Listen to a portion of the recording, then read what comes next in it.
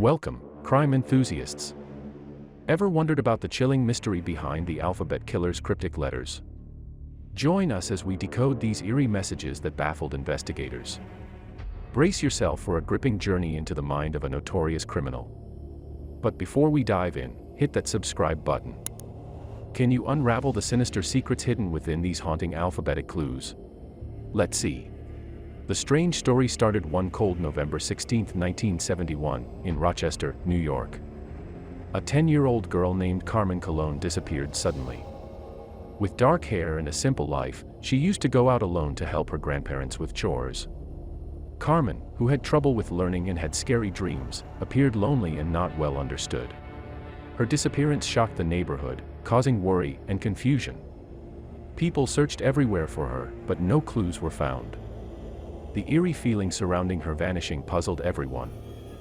It seemed like she had just vanished into nothingness, leaving no trace behind.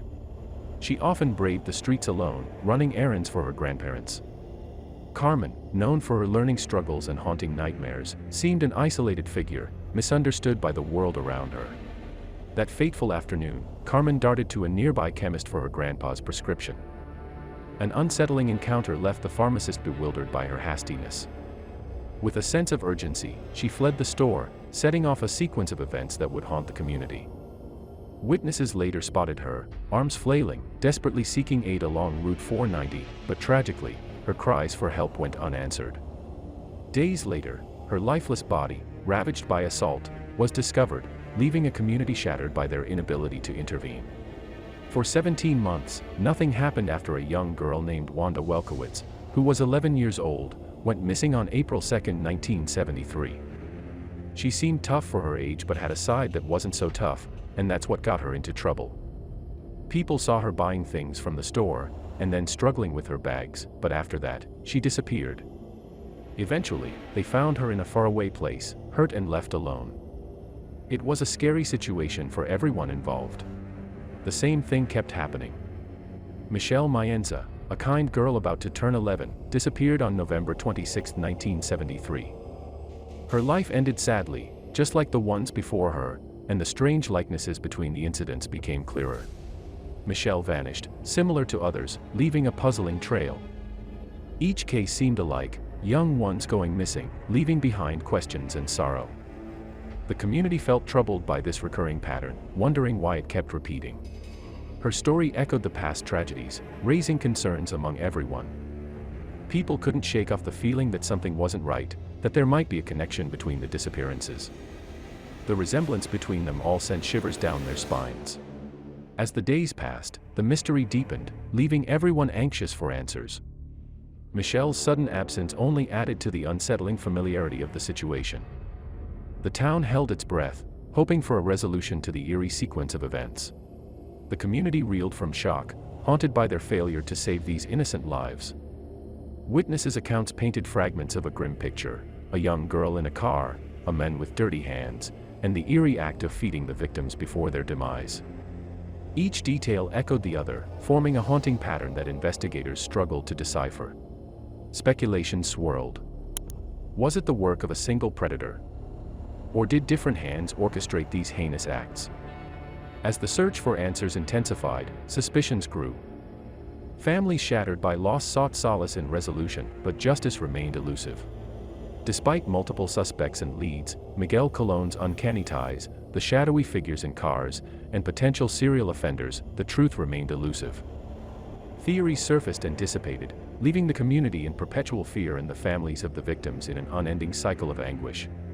The haunting similarities in their tragedies, double initials, shared locales, and chilling modus operandi, kept the killer's identity shrouded in darkness. Profilers offered profiles, and suspects were investigated, yet closure remained distant, a faint beacon amid the grimness. For many years, a mystery lingered in Rochester, a puzzle unsolved. Time passed, but the case stayed open, a sad part of Rochester's story. Still, in the quiet moments, people held on to hope. They wished for an end to these terrible crimes, just like other mysteries that eventually found answers after so long. The desire for closure stayed strong as the memories of those who lost their lives. The community wanted peace, to finally put an end to the questions that haunted them.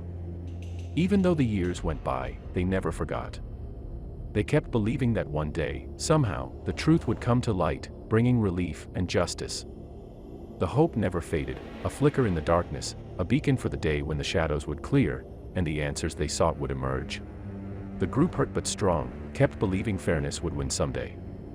Even as days went by and thoughts dimmed, their tales stayed strong. They reminded everyone of the goodness taken away and how justice still needed to come. The community spirit remained unbroken, holding on to hope that one day things would be made right. Memories of their struggles persisted, a stark symbol of the fight for what's right. Each story echoed the longing for fairness, despite time passing by. In their hearts, they carried the weight of injustice, but they also clung to the possibility of a brighter future. Their endurance spoke volumes, a testament to their unwavering belief in the power of truth and the eventual triumph of what is fair and just. Carmen, Wanda, and Michelle had a sad story. Bad things happened to them, and people were sad. The story was about a scary person called the Alphabet Killer. It was a hard time for their families and the town. Everyone wanted an end to the story, to feel better and stop being scared. But the sad truth was that their lives ended too soon, and they couldn't do all the things they wanted. People kept trying to catch the bad person, hoping for justice. Their story was like a reminder of how life can be sad and unfair. Everyone wished for a better ending, a way to make things right again. Thank you for joining us on this spine-tingling journey through the Alphabet Killer's cryptic messages. Stay tuned for more riveting crime stories that'll keep you on the edge of your seat. If you enjoyed unraveling this mystery, hit that like button, drop a comment sharing your thoughts, and don't forget to share this video with fellow sleuths. Subscribe for more gripping investigations into the darkest corners of criminal puzzles. Until next time, stay curious.